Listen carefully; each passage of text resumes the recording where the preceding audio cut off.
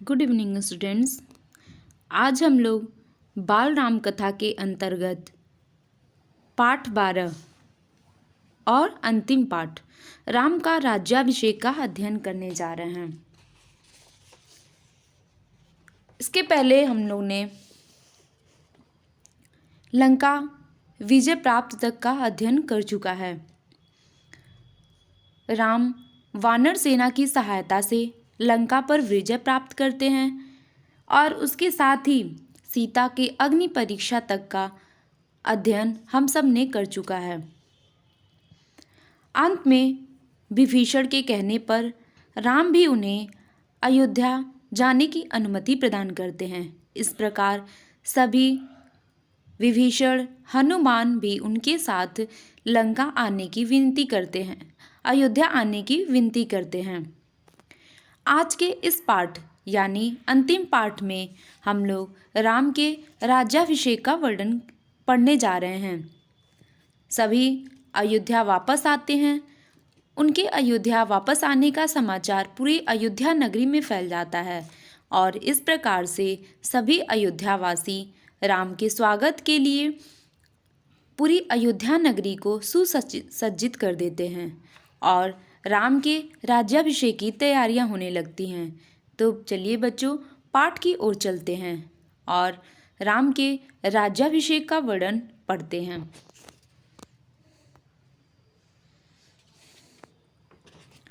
पुष्पक विमान में प्रफुल्लित राम लक्ष्मण और अपनी जन्मभूमि अयोध्या की ओर जा रहे थे। उनके साथ सीता, हनुमान, विभीषण, सुग्रीव व अन्य प्रमुख वानर आदि बैठे हुए थे। लंका पर विजय प्राप्त करने के बाद से पुष्पक विमान के द्वारा राम, लक्ष्मण, सीता, हनुमान और विभीषण साथ ही सुग्रीव अयोध्या वापस आते हैं। मार्ग में जो भी प्रमुख स्थान दिखाई देते हैं उन सभी स्थानों के बारे में राम सीता को बताते हैं। आकाश मार्ग से सीता को लंका नगरी भी दिखाते हैं। इसके साथ ही रणभूमि, नल और नील की सहायता से बना सेतु भी दिखाया। सुग्रीव की नगरी किष्किंधा को भी राम सीता को दिखाते हैं। किष्किंधा आने पर सीता ने सुग्रीव की दोनों रानियां तारा और रूपा को भी अयोध्या ले जाने की इच्छा की। राम के आदेश पर विमान को नीचे उतारा गया, यानी विमान को किष्किंधा में उतारा गया और सुग्रीव की दोनों रानियां तारा और रूपा को भी अयोध्या ले जाया गया। दोनों रानियां उस पुष्पक विमान में भी बैठ गईं। सीता हनुमान की माता अंजनी से भी मिली और उनका आशीर्वाद लिया। इस प्रकार रास्ते में पुष्पक विमान जहाँ भी ऐसा लगता था सीता को कि किसी का आशीर्वाद चाहिए या राम के द्वारा बताए जाने पर वह पुष्पक विमान से उतरती थीं और जिनसे उन्हें मिलना रहता था उनसे मिल करके फिर आगे बढ़ती थीं। विमान फिर उड़ान भरने लगता है और उन्हें रास्ते में ऋष्यमुख पर्वत दिखाई देता है। ऋष्यमुख पर्वत वह जगह रहता है जहाँ राम और सुग्रीव की मित्रता हुई रहती है।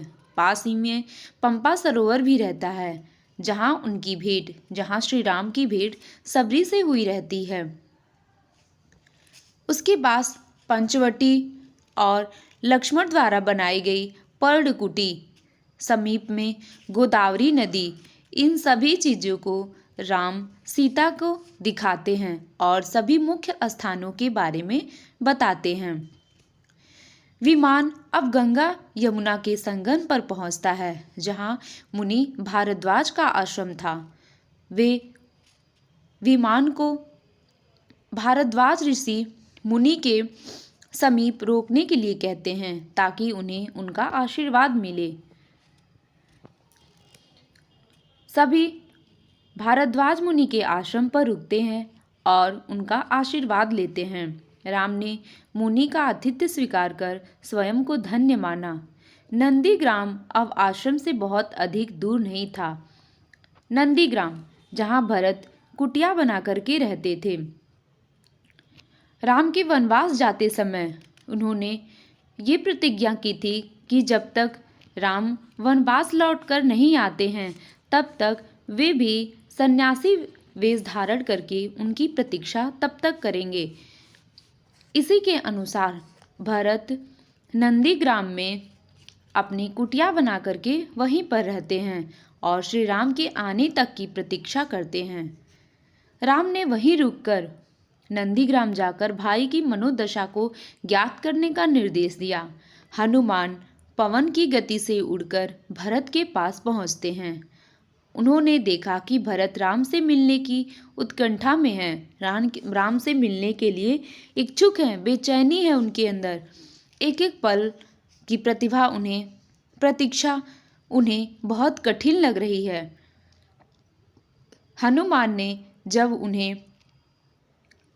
उन्हें बताया कि श्री राम अविलंब यहाँ पहुँचने ही वाले हैं, यह सुनते ही भरत का रोम रोम पुलकित हो उठा।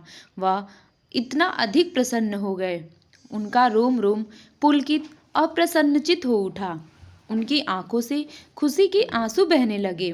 भावावेश में उभरकर उन्होंने हनुमान को गले लगा लिया और इस शुभ समाचार को लेकर आने के लिए उनका धन्यवाद किया। जब हनुमान भरत के पास जाकर के उन्हें ये बताते हैं कि राम अब थोड़ी ही देर में यहाँ पर आने वाले हैं, यह समाचार जान करके भरत बहुत अधिक प्रसन्न हो जाते हैं और हनुमान द्वारा बताए गए इस शुभ समाचार को उन्हें धन्यवाद देते हैं। भरत ने तुरंत शत्रुघ्न को बुलाया और उससे अयोध्या नगरी को दुल्हन की भांति सजाने का आदेश दिया। बंधनवार और पातकाओं से मुख्य द्वारों पर स्वागत द्वार बनाए गए। अयोध्यावासी तो राम के आगमन की सूचना पाकर हर्षितोरे में मानो पागल हो उठे। उन्होंने नाचना गाना आरंभ कर दिया और घर घर में घी के दिए जलाने लगे। पूरी अयोध्या में ऐसा चहल पहल होने लगा कि राम और साथ ही राम के राज्याभिषेक की तैयारियां पूरी जोर शोर से होने लगी। भरत के आदेशानुसार शत्रुघ्न ने पूरी अयोध्या नगरी को दुल्हन की भांति सजाने का आदेश दिया और साथ ही मुख्य द्वार पर पताकाओं से अयोध्या नगरी को सजाने के लिए कहा। इस प्रकार से भरत के आदेशानुसार पूरी नगरी दुल्हन की भांति सजा दी गई और सभी जगह केवल आनंद ही आनंद दिखाई दे रहा था। तीनों माताओं को जब राम के आने की सूचना मिली तो उनमें खुशी की लहर दौड़ उठी। वो बहुत अधिक प्रसन्न हो गईं। माता कैकेयी की आंखों में पश्चाताप के आंसू बह रहे थे, लेकिन राम के आने की सूचना पाकर उनका मन अब गंगा जल की तरह स्वच्छ दिखाई दे रहा था। अब उनके जो आंसू निकल रहे थे वह गंगा जल के समान स्वच्छ और पवित्र थे। कौशल्या और सुमित्रा तो इस प्रकार प्रसन्न थीं जैसे एक प्यासी मछली को पानी मिल गया हो। तीनों ने आरती के थाल सजाए और अपने पुत्रों और पुत्र वधू के स्वागत के लिए नंदीग्राम की ओर चल पड़ी।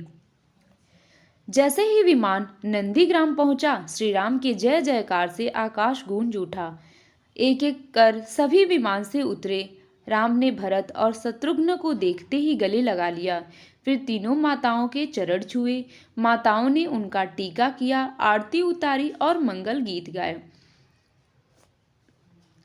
जैसे ही ये सभी सूचना कि राम नंदीग्राम तक आ गए हैं, यह सूचना जब अयोध्यावासी को पता चला तो राम के जय जयकार से पूरा आकाश गूंज उठा। पूरा अयोध्या ही गूंज उठा और इस प्रकार से तीनों माताएं अपने पुत्र वधुओं के स्वागत के लिए आगे बढ़ चुकी।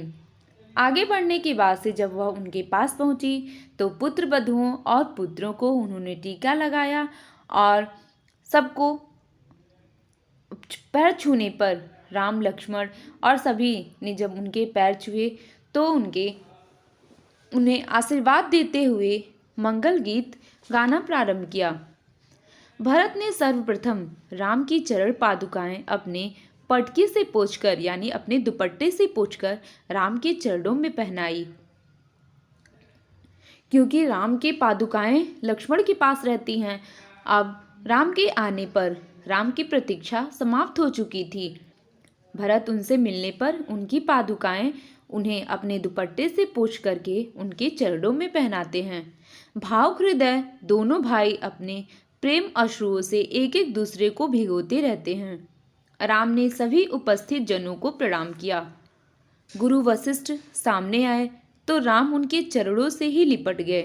गुरु वशिष्ठ ने उन्हें उठाकर अपने गले से लगाया और आशीर्वादों की छड़ी लगा दी।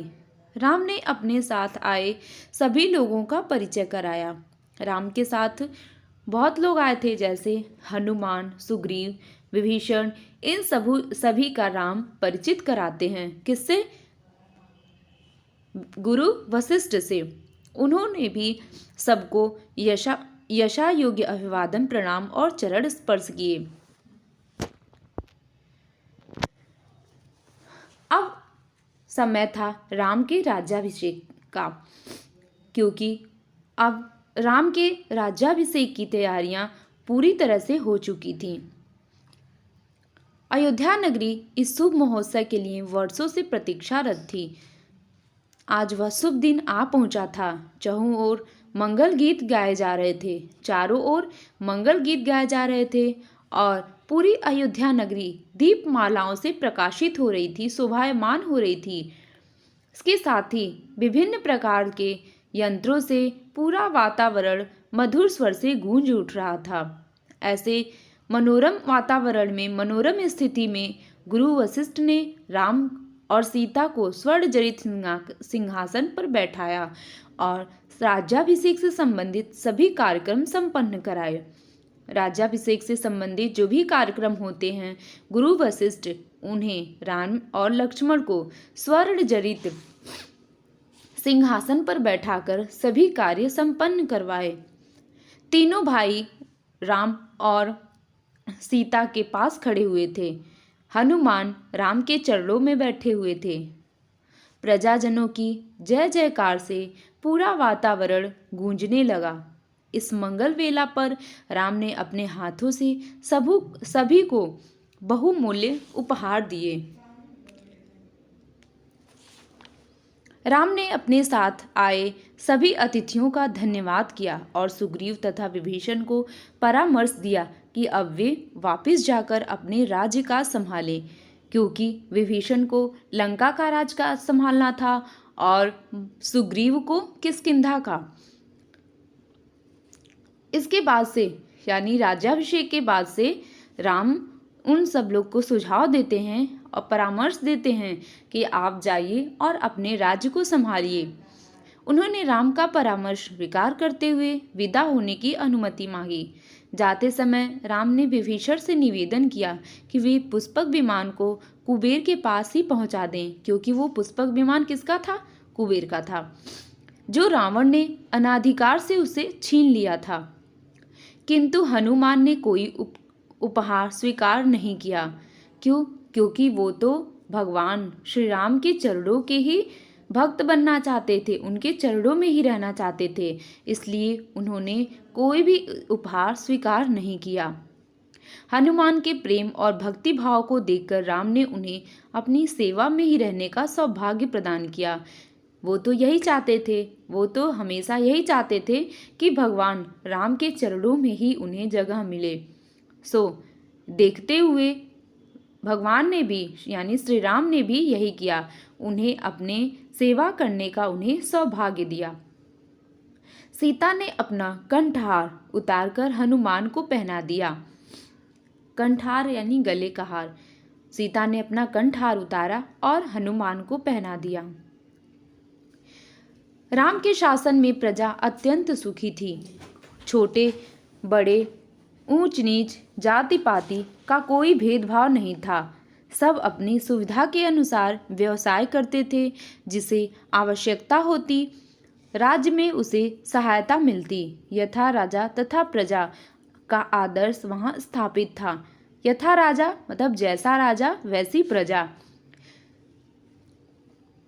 क्योंकि राम के राज्य में किसी भी जाति पाति ऊंच नीच छुआछूत किसी भी प्रकार का भेदभाव नहीं था। सभी अपनी सुविधा के अनुसार ही व्यवसाय करते थे और इस प्रकार से सभी अत्यंत सुखी रहते थे।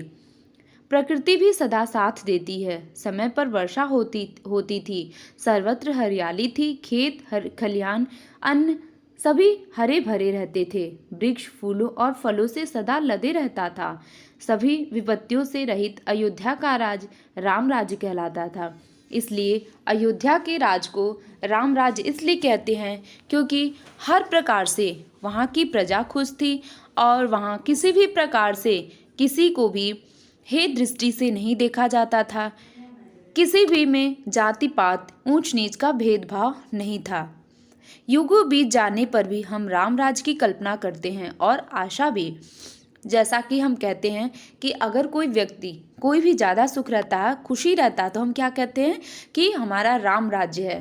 क्यों कहते हैं राम राज्य? क्योंकि राम राज्य में प्रजा अत्यंत सुखी थी। किसी को किसी भी प्रकार का कष्ट नहीं था। तो बच्चों, यह था आपका आज का अंतिम पाठ, राम का राज्याभिषेक, यानी अयोध्या नगरी से लेकर के राम के जन्म से लेकर के हमने बाल राम कथा के अंतर्गत राम का राज्याभिषेक तक का अध्ययन किया।